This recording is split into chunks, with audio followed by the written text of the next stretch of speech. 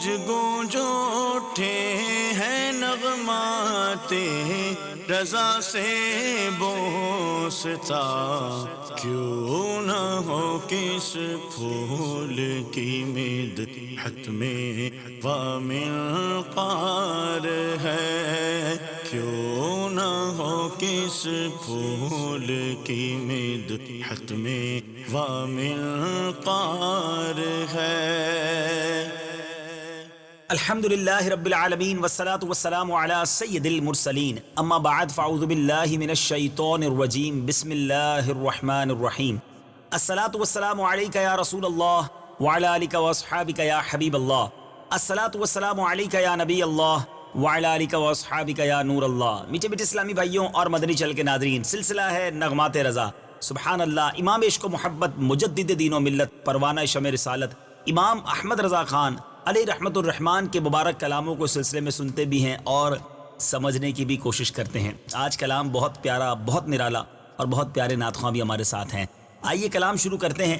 یاد وطن ستم کیا، دشت حرم سے لائی کیوں، بیٹھے بٹھائے بد نصیب، سر پہ بلا اٹھائی کیوں۔ امام اہل سنت وہ ہستی ہیں میٹھے اسلامی بھائیوں جو مدینہ شریف جانے کی تڑپ، سوچ اور فکر عطا کرتے ہیں۔ سوز مدینہ، عشق مدینہ ان کے کلاموں سے ملا کرتا ہے، اور ایسا عاشق جب خود مدینہ منورہ سے واپس آئے تو فراق مدینہ کا عالم کیا ہوگا۔ اسی بحر میں اسی انداز کا ایک کلام ہم پہلے بھی ریکارڈ کر چکے ہیں۔ پھر کے گلی گلی تباہ، ٹھوکریں سب کی کھائے کیوں، دل کو جو عقل دے خدا، تیری گلی سے جائے کیوں۔ اسی انداز کا یہ کلام ہے۔ پہلا شعر آپ نے سنا، کچھ مشکل الفاظ کے پہلے معنی سمجھتے ہیں۔ وطن سے مراد یہاں جائے پیدائش جہاں انسان رہتا ہے، دشت حرم مدینہ منورہ کا جنگل، بلا سے مراد آفت۔ اب یہاں اعلیٰ حضرت کیا کہنا چاہ رہے ہیں کہ مدینہ پاک کی پرکیف اور جنتی فضاؤں میں کس قدر سکون سے بیٹھا تھا، ہائے بد نصیبی کہ وطن کی یاد آ گئی۔ اس مصیبت کی وجہ سے مدینہ منورہ کے مبارک جنگل، جی ہاں باغ تو اور جس کو کہیں گلزار تو ہر جگہ کے اچھے ہوتے ہیں، مدینہ منورہ کا جنگل جو ہے اہل عشق و محبت کے لیے دنیا کے تمام باغات سے زیادہ خوبصورت ہے، کیونکہ باغ مدینہ کی تو بات ہی نرالی ہے۔ مدینے کے بن، مدینے کے صحرا، مدینے کے دشت کی بھی کیا بات ہے۔ تو اعلیٰ حضرت کچھ اس طرح فرمانا چاہ رہے ہیں کہ اے وطن کی یاد، تو نے مجھے نبی پاک کا در چھڑا دیا۔ کیا خوبصورت وہ مقام، کیا پیاری ہوائیں اور مبارک فضائیں ہیں جو مدینہ دیکھ آئے ہیں۔ آج مدینے کی یاد میں ڈوب کر اس کلام کو آپ نے سننا ہے۔ ذرا پہلا شعر سنیے۔ یاد وطن ستم کیا، دشت حرم سے لائی کیوں، بیٹھے بٹھائے بد نصیب، سر پہ بلا اٹھائی کیوں۔ یاد وطن ستم کیا، دشت حرم سے لائے کیوں، بیٹھے بٹھائے بد نصیب، سر پہ بلا اٹھائے کیوں۔ یاد وطن ستم کیا،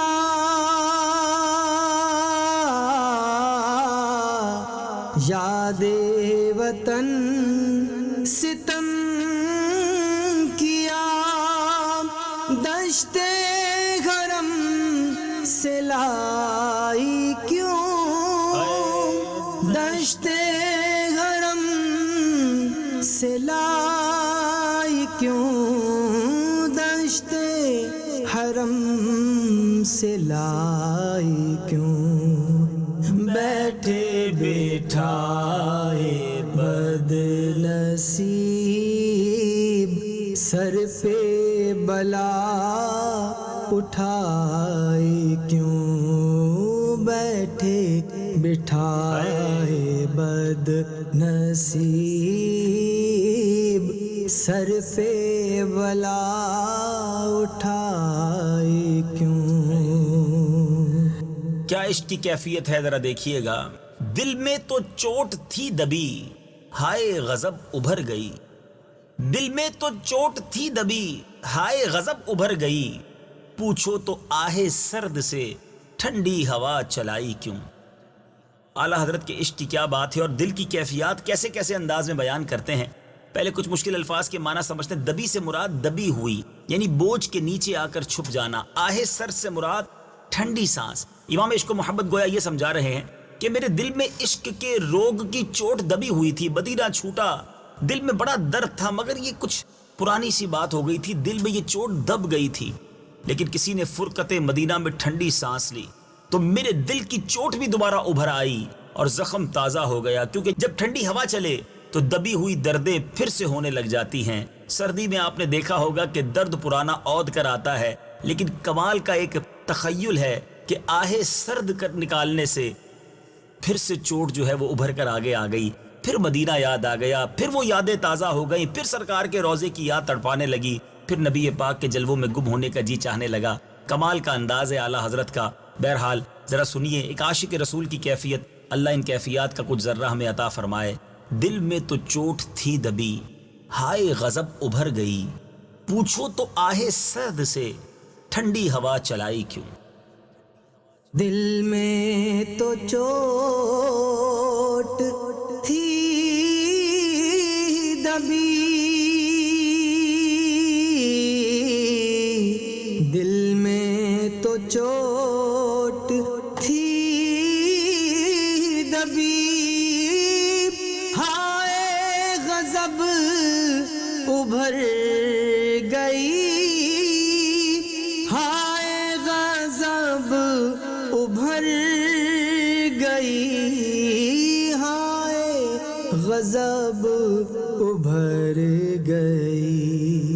پوچھو تو آہے سرد سے ٹھنڈی ہوا چلائی کیوں، پوچھو تو آہے سرد سے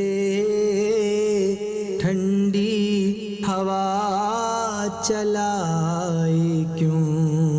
سبحان اللہ سبحان اللہ. اب اگلے شعر کو ذرا سنیے گا. باغ عرب کا سرو ناز دیکھ لیا ہے ورنہ آج، کمری جان غم زدہ گونج کے چہچہائی کیوں. کیا بات ہے اعلیٰ حضرت کی. ذرا سمجھیے گا اس شعر کو. سرو ناز یعنی سرو کا عمدہ پودا. یہ ایک سیدھا پودا ہوتا ہے، لمبا پودا ہوتا ہے، اس کی طرف اشارہ ہے. کمری کہتے ہیں پرندے کو. یہاں مراد اعلیٰ حضرت نے اپنی لی ہے، یعنی نبی پاک کی ثنا بیان کرنے والی بلبل، پیارے آقا کے نغمے گنگنانے والا پرندہ. سبحان اللہ. جان غمزدہ یعنی دکھی جان، اور گونج یعنی آواز کا ٹکرانا، کمری کی آواز، چہچہائی خوشی سے پرندے کا بولنا. سبحان اللہ سبحان اللہ. کیا پیارا انداز ہے. اعلیٰ حضرت لکھتے ہیں کہ ایسا لگتا ہے کہ آج کمری باغ مدینہ، یعنی خود اعلیٰ حضرت اپنے بارے میں کہہ رہے ہیں، سروے قد مصطفیٰ صلی اللہ تعالی علیہ وسلم کا دیدار کر لیا ہے. پیارے آقا کے مبارک سراپے کو لگتا ہے دیکھ لیا ہے، ورنہ یہ دکھوں کی ماری ہوئی کمری خوشی سے کیسے چہچہانے لگی، کیسے نغمات مصطفیٰ جھوم جھوم کر پڑھنے لگی. کیونکہ یہ تو ہمیشہ فراق مصطفیٰ میں آہیں بھرتا ہے، آج جھوم کر نعت پڑھ رہا ہے، خوشی سے جھوم رہا ہے. یقیناً آقا علیہ الصلوۃ والسلام نے اس کو اپنا لگتا ہے جلوہ دکھا دیا ہے. سبحان اللہ سبحان اللہ. کیا پیارا انداز ہے. ایک شاعر لکھتے ہیں نا، یہ ہوا اتنی معطر کیوں ہے. کیا کہتے ہیں، بات کیا ہے باد صبا اتنی کیوں معطر ہے، سبز سبز گنبد کو چوم کر چلی ہوگی. گویا پہلے مصرے میں سوال، دوسرے میں جواب کہ بات کیا ہے. اسی طرح اعلیٰ حضرت نے ایک اور کلام میں بڑی پیاری بات کی نا، کیا مدینے سے صبا آئی کے پھولوں میں ہے آج، کیا مدینے سے صبا آئی کے پھولوں میں ہے آج، کچھ نئی بو بھینی بھینی پیاری پیاری واہ واہ. یعنی اعلیٰ حضرت کہتے ہیں آج پھول کچھ زیادہ ہی مہک رہے ہیں، لگتا ہے مدینے سے ہوا آئی ہے جس نے ان پھولوں کو مہکا دیا ہے. اب اپنے بارے میں کہہ رہے ہیں کہ لگتا ہے احمد رضا نے نبی پاک کا دیدار کر لیا ہے، جب بھی یہ پیارے آقا کی بلبل جو ہے آج خوب چہچہا رہی ہے. اللہ اکبر. کیا انداز ہے بیان کا. اللہ ان کے صدقے ہمیں بھی پیارے آقا علیہ الصلوۃ والسلام کے جلووں سے فیضیاب فرمائے. لکھتے ہیں، باغ عرب کا سرو ناز دیکھ لیا ہے ورنہ آج، کمری جان غم زدہ گونج کے چہچہائی کیوں. باغ عرب کا سرو ناز،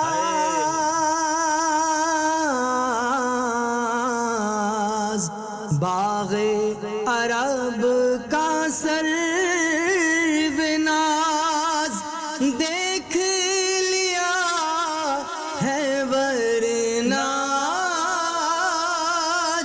دیکھ لیا ہے ورنہ آج دیکھ لیا ہے ورنہ آج تمری جان غم زدہ گونج کے چہچہائی کیوں قمری یہ جان غم زدہ گونج کے چہچہائی کیوں. سبحان اللہ سبحان اللہ. اگلے شعر کو ذرا سنیے اور ایمان تازہ کیجئے. نام مدینہ لے دیا چلنے لگی نسیم خلد، سوزش غم کو ہم نے بھی کیسی ہوا بتائی کیوں. سبحان اللہ. نسیم خلد سے مراد کیا ہے؟ اس سے مراد ہے جنت کی ہوا. سبحان اللہ. اور جنتی ہوا. سوزش غم، غم کی تکلیف، غم کی جو جلن ہوتی ہے اس کو کہتے ہیں سوزش غم. اعلیٰ حضرت امام اہل سنت کمال کے تخیل کے جو ہے وہ حامل ہیں. یہاں لکھتے ہیں کہ اگرچہ ہجر و فراق کی جلن میں جو لطف ہے نا، اب ذرا غور کیجیے، دل جب کسی بھی غم میں جلتا ہے تو اچھا نہیں لگتا، مگر امام اہل سنت عشق رسول کے اس مرتبے پر فائز ہیں کہ وہ دل کی جلن جو پیارے آقا کی یاد میں ہے اس سے تو لطف بھی دوبالا ہو جاتا ہے. اے عشق تیرے صدقے جلنے سے چھٹے سستے، جو آگ بجھا دے گی وہ آگ لگائی ہے. تو اعلیٰ حضرت کہتے ہیں کہ ہجر و فراق کی جلن میں جو لطف ہے وہ جنت کی باد صبا میں کہاں ہے. لیکن کیونکہ باد صبا جنت کی جو ہوا ہے وہ کیوں چلنے لگی ہے؟ اچھا وجہ یہ ہے کہ ہم نے نام مدینہ لے لیا ہے اور جنت کی ہوا نام مدینہ پہ قربان ہونے کو آئی ہے تاکہ ہماری جلن کو کم کرے، فراق کی تڑپ کا کسی طرح مداوا ہو جائے. لیکن جو مدینے کی فراق کا لطف ہے وہ جنت کی ہوا میں بھی نہیں ہے، کیونکہ یہ جلن ہم بجھانا ہی نہیں چاہتے، ہم چاہتے ہیں یہ بڑھتی رہے. نبی پاک کے فراق میں دل تڑپتا رہے. جان ہے عشق مصطفیٰ روز فضو کرے خدا، جس کو ہو درد کا مزہ ناز دوا اٹھائے کیوں. لوگ درد ختم کرنے کے لیے دوا کھاتے ہیں. اعلیٰ حضرت فرماتے ہیں ہم دوا کیوں کھائیں، ہم دوا کیوں لیں، دوا کے ناز کیوں اٹھائیں. ہم تو چاہتے ہیں یہ درد اور بڑھتا چلا جائے اور سرکار علیہ الصلوۃ والسلام کے نام پر ہم فنا ہو جائیں، سب کچھ قربان کر بیٹھیں. کمال کا انداز ہے. اعلیٰ حضرت لکھتے ہیں نام مدینہ لے دیا چلنے لگی نسیم خلد، سوزش غم کو ہم نے بھی کیسی ہوا بتائی کیوں. نام مدینہ لے دیا، نام مدینہ لے دیا، چلنے لگی نسیم خلد، چلنے لگی نسیم خلد، چلنے لگی نسیم خلد، سوزش غم کو ہم نے بھی کیسی ہوا بتائی کیوں. سوزش غم کو ہم نے بھی کیسی ہوا بتائی کیوں. سبحان اللہ سبحان اللہ. اگلے شعر کی طرف چلتے ہیں. اسی عشق کی کیفیت، اسی عشق کی بے قراری کے انداز کو بیان کیا جا رہا ہے. اور کس اسٹیج پر، کس مرتبے پر اعلیٰ حضرت کا عشق ہے، ذرا سنیے. فرماتے تو نے تو کر دیا طبیب آتش سینہ کا علاج، آج کے دودھ آہ میں بوئے کباب آئی کیوں. اللہ غنی. یہ کون سے کباب اور کس بو کی بات ہو رہی ہے، ذرا غور سے سنیے گا. طبیب کہتے ہیں معالج حکیم کو. آتش سینہ یعنی سینے کی جلن، دودھ آہ سے مراد آہ کا دھواں، بوئے کباب یعنی کباب بننے کی بھو. اللہ اکبر.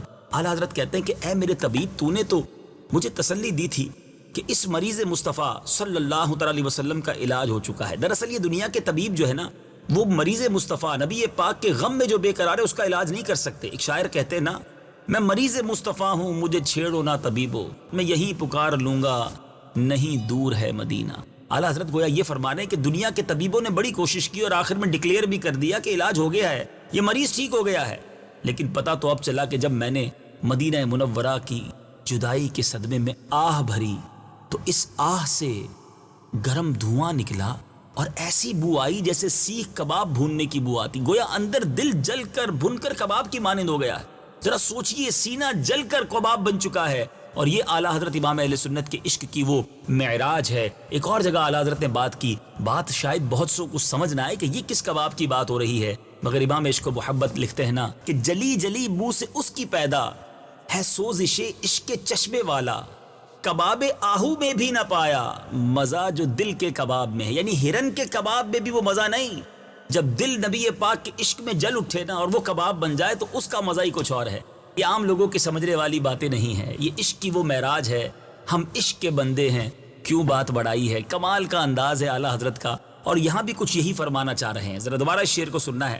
تو نے تو کر دیا طبیب آتش سینہ کا علاج، آج کے دودھ آہ میں بوئے کباب آئی کیوں؟ تو نے تو کر دیا طبیب،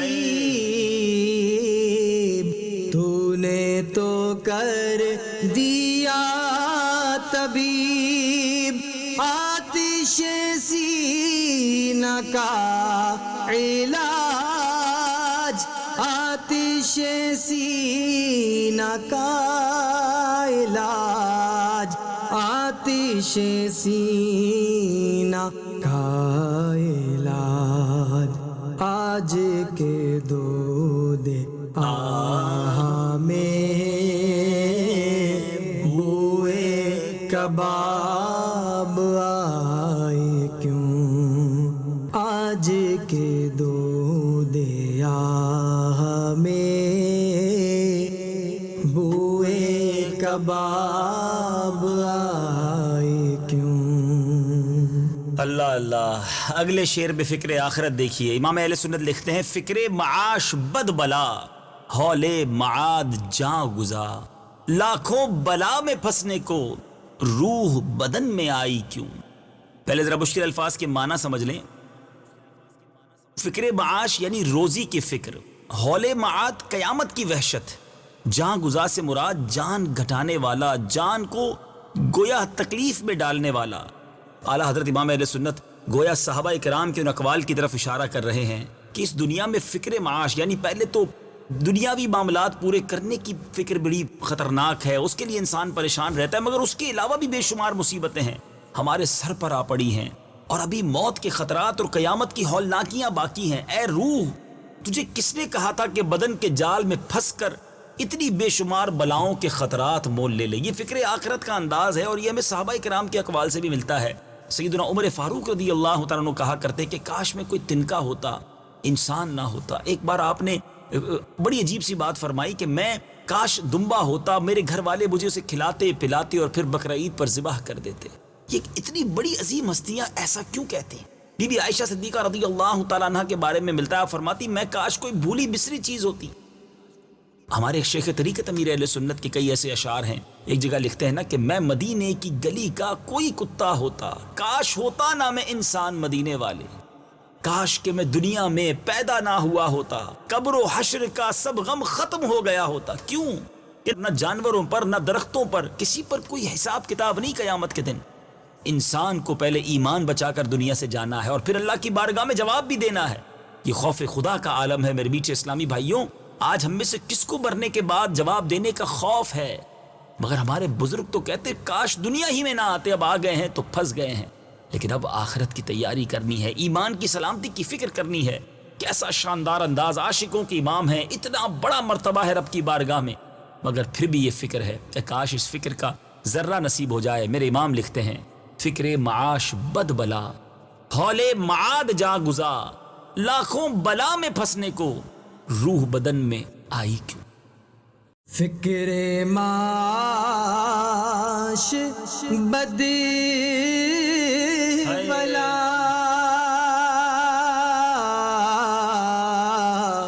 فکر معاش بد بلا، ہول ماد جاں گزا، ہول ماد جاں گزا، ہول ماد جاں گزا، لاکھوں بلا میں پھنسنے کو روح بدن میں آئی کیوں، لاکھوں بلا میں پھنسنے کو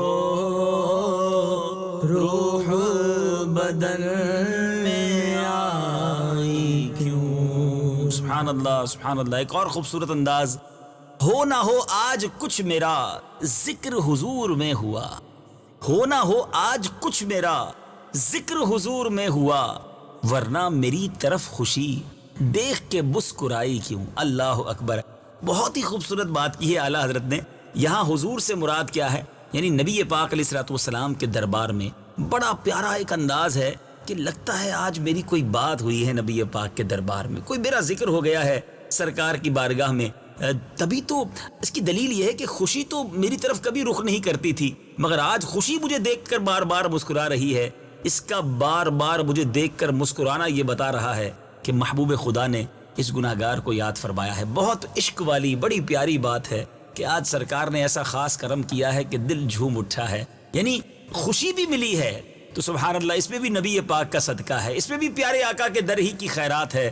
گویا غلام کو جو ملا ہے وہ آقا کے در سے ملا ہے۔ آج میں خوش ہوں، آج میرے مسائل حل ہوتے نظر آ رہے ہیں، مجھے نعمتیں مل رہی ہیں، تو لگتا ہے پیارے آقا کی خاص نگاہ کرم ہوئی ہے۔ کیا بات ہے، یہ ہے سچا غلام کہ اپنی ہر نعمت کو، اپنے لیے ہر خوشی کو بھی نبی پاک علیہ الصلوۃ والسلام کی عطا سمجھے۔ سبحان اللہ۔ اعلیٰ حضرت ایک اور جگہ لکھتے ہیں نا، لا ورب العرش جس کو جو ملا ان سے ملا، بٹتی ہے کونین میں نعمت رسول اللہ کی۔ تو کیا پیاری بات کی، ہو نہ ہو آج کچھ میرا ذکر حضور میں ہوا، ورنہ میری طرف خوشی دیکھ کے مسکرائی کیوں۔ کیا بات ہے۔ ہو نہ ہو آج کچھ میرا ذکر حضور میں ہوا، ذکر حضور میں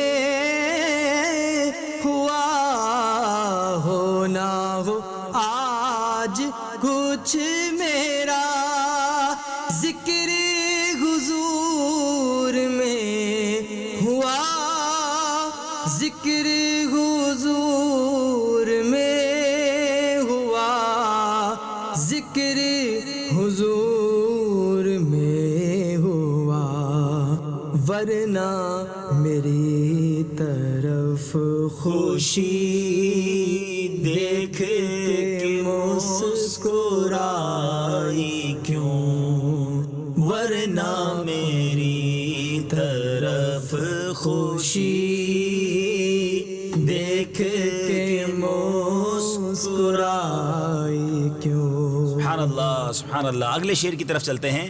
عرض کروں حضور سے دل کی تو میرے خیر ہے، عرض کروں حضور سے دل کی تو میرے خیر ہے، پیٹتی سر کو آرزو دشتے حرم سے آئی کیوں۔ اللہ غنی، بڑا پیارا انداز ہے کہ حضور آپ کو تو میرے سارے حالات پتہ ہیں، آپ تو سب جانتے ہیں، آپ سے کیا عرض کروں، سبھی آپ میری مشکلیں جانتے ہیں، اور میرے دل کی خیر ہے، دل میں بہت ساری تمنائیں، مگر حضور معاملہ یہ ہے کہ جو دشت حرم سے واپس آ گیا ہوں، نبی پاک کے روضے سے، آپ کے شہر سے، آپ کے مبارک آستان سے جو واپس آیا ہوں، یہ آرزو بار بار مجھے سر کو پیٹ رہی ہے کہ مدینہ کیوں چھوڑا، مدینہ چھوڑ کے ویرانہ ہند کا چھایا، یہ ہائے کیسا حواسوں نے اختلال کیا۔ یعنی بہت زبردست یہ تمنا ہے آقا کہ اب اس سے صبر نہیں ہو رہا، آقا کرم فرمائیے اور مدینہ منورہ کی حاضری پھر عطا فرمائیے۔ مفتی احمد یار خان نعیمی رحمۃ اللہ تعالی علیہ کمال کا شعر لکھتے ہیں، اور دل کی کیفیت دیکھیں کیسی ہے۔ کہتے ہیں آقا بے چین دل کو اب تک سمجھا بجھا کے رکھا، بے چین دل کو اب تک سمجھا بجھا کے رکھا، مگر اب تو اس سے آقا نہیں انتظار ہوتا، کرم فرمائیے، جلدی اپنے در پر بلا لیجئے۔ کمال کی التجا ہے، عرض کروں حضور سے دل کی تو میرے خیر ہے، پیٹتی سر کو آرزو دشتے حرم سے آئی کیوں۔ عرض کروں حضور سے دل کی تو میرے خیر ہے، دل کی تو میرے خیر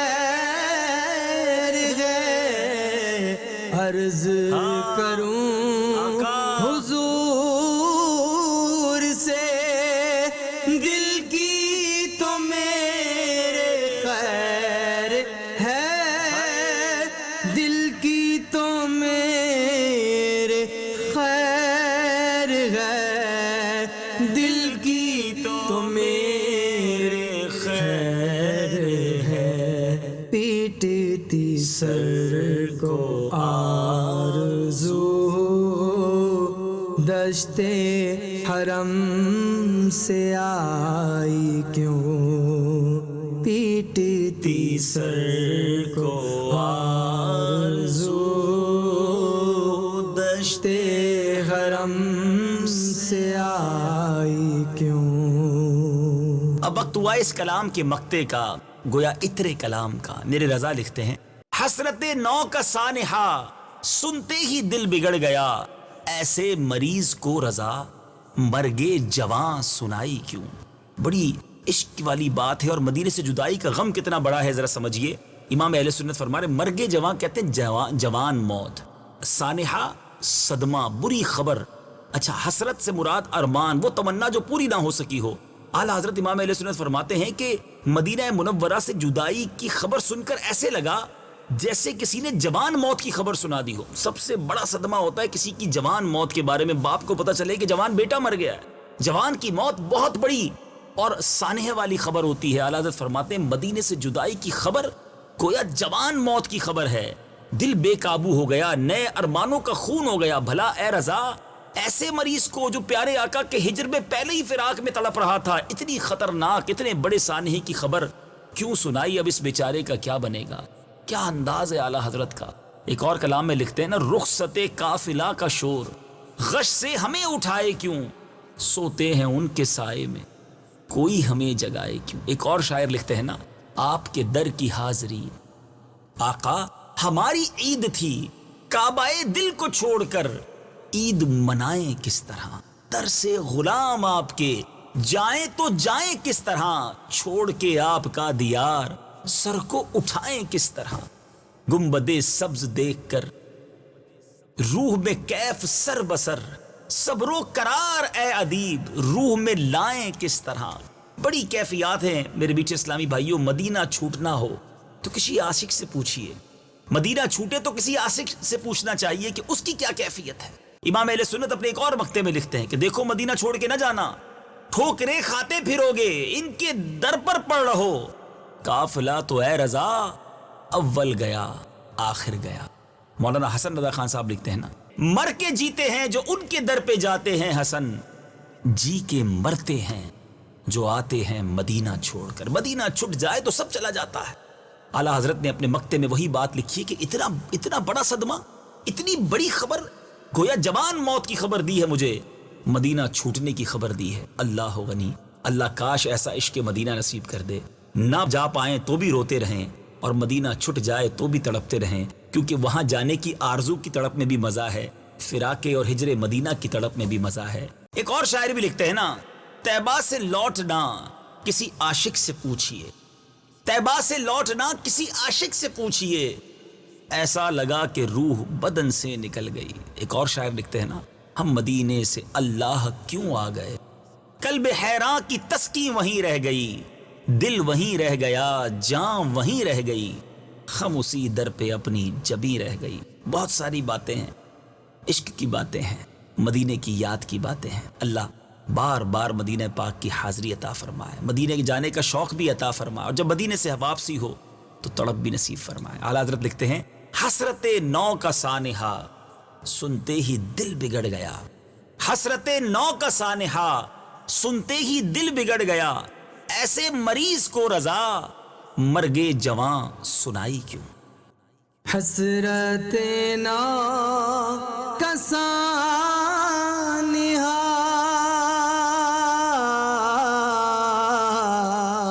حسرت نو کا سانحہ سنتے ہی دل بگڑ گیا، سنتے ہی دل بگڑ گیا. حسرتیں نو کا سانحہ سنتے ہی دل بگڑ گیا سنتے ہی دل بگڑ گیا سنتے ہی دل بگڑ گیا ایسے مریض کو رضا مرگ جوان سنائی کیوں ایسے مریض کو رضا مرگ جوان سنائی کیوں. سبحان اللہ سبحان اللہ. میرے میٹھے اسلامی بھائیوں، عشق بھرا کلام، فراق مدینہ میں تڑپنے اور تڑپانے والا کلام آج ہم نے سنا. اللہ کریم امام عشق و محبت اعلیٰ حضرت کہ عشق کیا کوئی ذرہ ہمیں نصیب فرمائے. ویسے ہی تو نہیں ہے نا امام عشق و محبت کہتے ہیں نا، وہ آج بھی سکھا رہے ہیں پیارے آقا سے آپ کے مدینے سے عشق کرنا کیسے ہے، ان کی یاد میں تڑپنا کیسے ہے. اللہ کریم ہمیں بھی یہ سلیقہ، یہ تڑپنا اور یہ مچلنا نصیب فرمائے. مدنی چینل دیکھتے رہیے. اگلے سلسلے نغمات رضا میں ایک اور کلام رضا لے کر حاضر ہوں گے. صلو علی الحبیب صلی اللہ تعالی علی محمد صلی اللہ علیہ وسلم. گونج گونج اٹھے ہیں نغمات رضا سے بوستا، کیوں نہ ہو کس پھول کی مدحت میں وامل قار ہے، کیوں نہ ہو کس پھول کی مدحت میں وامل قار ہے.